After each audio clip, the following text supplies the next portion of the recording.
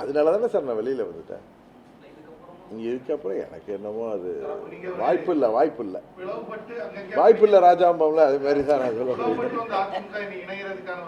பழனிசாமிங்கிற ஒருத்தர் எடப்பாடி திராவிட முன்னேற்ற கழகத்தின் கண்ட்ரோல் வச்சிருக்க வரைக்கும் அது வாய்ப்பில்லை. ஆனால் 26 தேர்தலுக்கு பிறகு அனைத்து இந்திய அண்ணா திராவிட முன்னேற்ற கழகத்தை மீண்டும் புத்துயிர் செய்ய அதே பழைய சட்டத்திட்டங்களோடு தலைவர் என்ன சட்டத்திட்டத்தை கொண்டு வந்தாரோ, அம்மா அவர்கள் என்ன சட்டத்திட்டங்களோ 30 ஆண்டுகள் ஃபாலோ பண்ணாங்களோ அதோடு சேர்ந்த பழைய புரட்சித் தலைவரின் கட்சியை நான் அண்ணா திராவிட முன்னேற்ற கழகத்தை உருவாக்குவதற்கு நாங்கள் அம்மா மக்கள் மன்றம் உறுதியாக முனைப்பில் ஈடுபடும். அரசியல் ரீதியா திமுக ஆட்சியை அகற்றணும் அப்படின்னு தான் அதிமுக அந்த பக்கம் செயல்படுது. நீங்க ஆட்சி மாற்றம் ஏற்படுறீங்க.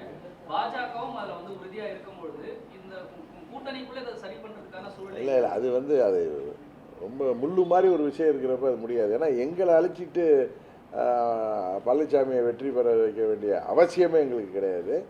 இன்னொன்று இன்னும் எத்தனையோ வாய்ப்புகள் உருவாகிட்டு இருக்கு.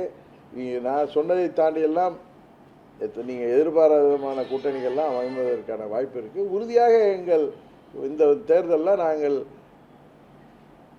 இடம்பெறுகிற அம்மா மக்கள் முன்னேற்ற கழகம் இடம்பெறுகிற கூட்டணி தான் வெற்றி கூட்டணியாக இருக்கும். அதுதான் ஆட்சி அமைக்கும். இதை நான் திரும்ப சொல்கிறேன். நான் ஓவர் கான்ஃபிடென்ஸில் சொல்லலை.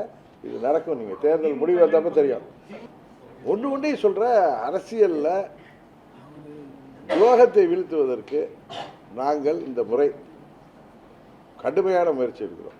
போன முறை துரோகம் ஆட்சிக்கு வரக்கூடாதுங்கிற ஒரு முயற்சியில் இருந்தோம். தம்பி நீங்கள் அவருக்கு தான் சொல்கிறேன். துரோகம் ஆட்சிக்கு வரக்கூடாதுங்கிற ஒரு முயற்சி இருந்தால் இந்த விட துரோகத்தை கம்ப்ளீட்டாக வீழ்த்தி புரட்சித் தலைவர் உருவாக்கிய அந்த இயக்கத்தை மீண்டும் உருவாக்குவதற்கு நாங்கள் முனைப்பாக இருக்கிறோம்.